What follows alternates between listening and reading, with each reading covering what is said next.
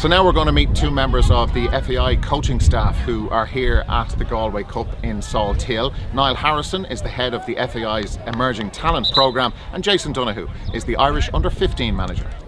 Jason, first of all, tell me your experience with the Galway Cup. Like, you have been here before, you've brought teams here before. How important is it for the development of our young players? Well, the first thing is that I've been doing about 15 years now working in developing young players, and I never once had any player ever said he never enjoyed when they came to a residential tournament like the Galway Cup or the FAI Cup, or even when we went away to do double headers international. They always love it, and so you're building memories. The Galway Cup builds memories for a lifetime here. I was working with the Emerging Talent Programme under Niall and John Morning at the time, and I would have taken what was a future development or like a B selection down here. But they would have had players like Ryan Rainey, who ended up getting a contract in Wolves, having a professional career now, was playing in Finn Harps. But I still see a lot of the players now playing at a high level that were in here as a future developer and then has moved on and had a career in the game of the League of Ireland. Yeah. So Niall, a tournament like this, in terms of, say, your responsibility with the Emerging Talent Programme with the FAI, this plays a big part. Yeah, great opportunity for the players, Darragh. Sometimes we wouldn't bring the top 18 players, so we use this tournament and other tournaments, was mainly the Galway Cup, for players that might be just outside of that 18 that need a little bit of exposure against really challenging competition. So we would use the Galway Cup in that way, and see how the players perform over a 4-day period playing against tough opposition. You know, obviously they'll lose games, they'll win games. We don't come here to win the tournament. We come here to see how the boys will perform.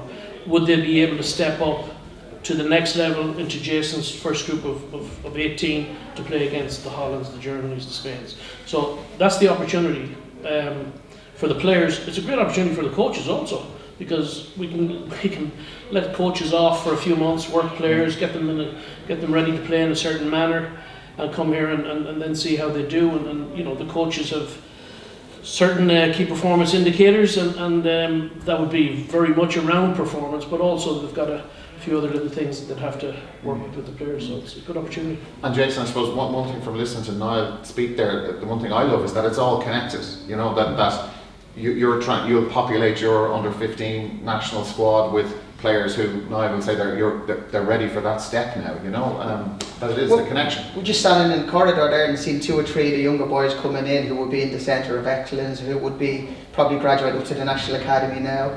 I will be involved with the National Academy from Christmas onwards then, because these 09s here this year will all graduate into the Under-15 national team next year. So we work very close together. We have regular games. We have about 6 games a year where I would bring in like a future group. So players with growth and maturation, it's just a little bit later than normal, and we would play the best 09s now from Christmas onwards. So we work really well together. It's a process that we get to really identify the players coming through, and we've got to be patient with it going through. Yeah, and actually just to clarify, because I remember hearing Brian Kerr use the terminology you use about 09s, players that were born in 2009, and that's your way of separating them. Yeah, exactly. Yes. So at the moment I'm starting this season, we're going on our first games in the tournament Croatia, so which I would call it 2008. Yes. And Niall was a National Academy be 2009, so one feeds into the other. Brilliant. And I suppose now, look, we're seeing, you know, we were talking to Jim Crawford with the 21s. We've seen it at all the age groups going back, and the success that's been there on the European stage and on bigger stages as well. We are producing players. Players are coming through the system. They're being taught by really qualified coaches, and they are learning the right things all the way up through. Yeah, I agree with you. I think that's definitely happening. I think obviously with the changes in the men's senior team with Stephen giving the boys the opportunity, I think that's great that those lads are now getting the opportunity. I was never of the opinion that we weren't developing players. I always knew that there was players being developed.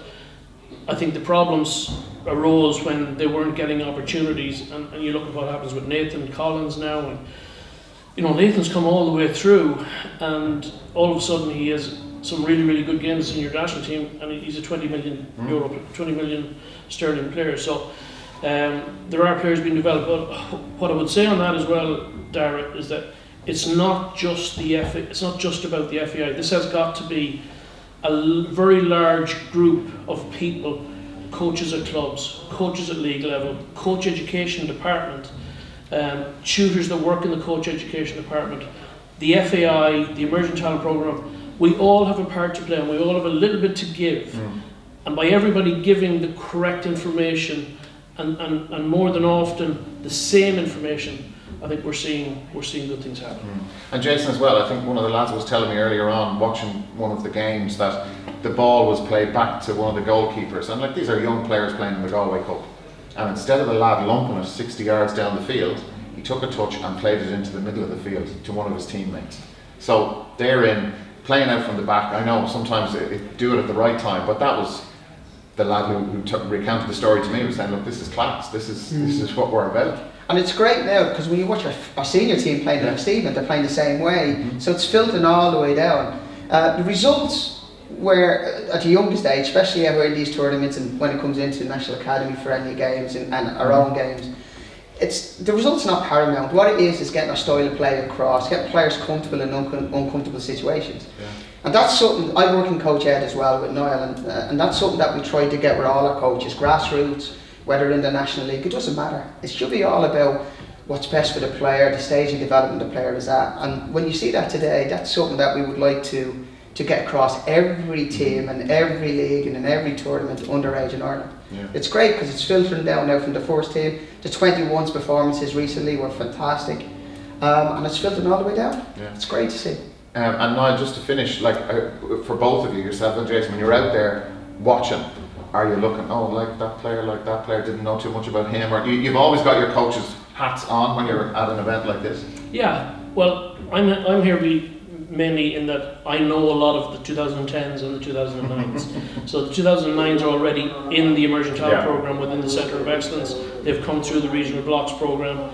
There's quite a few of them that are here are in the National Academy. So I'm on top of them, but there may be one that I've missed, and I want to make sure we give him an opportunity. So I've found one this morning, which is great, and he'll get his opportunity to begin with us on the 22nd of August. We get him in the programme, see how he gets on, and work from there. The 2010s are really getting into the nitty gritty of the programme now that they're in the regional blocks. They will remain there during August, and then we begin the National Academy with 2010s in September, and they will continue to work every month, once a month in Dublin until April 2024. So there is all of that. But you're always trying to find the next Nathan Collins or the next Jason Knight or the next Roy Keane, if we could be so lucky. But yeah, it's always trying to find somebody. I can only imagine, Jason, for that young lad who's found out he's been brought into the national setup like that. That's kind of certainly made his day, made his week, maybe made his year. Yeah, well, he'll come in once and he'll be really nervous, but it's when he comes in the second time, then when he relaxes, he's exposed, he knows what he has to do when he gets there. That's when you really get to see him. The first time they come in, even the international assessments with us, we've one coming up soon. The players come in, it's the first time.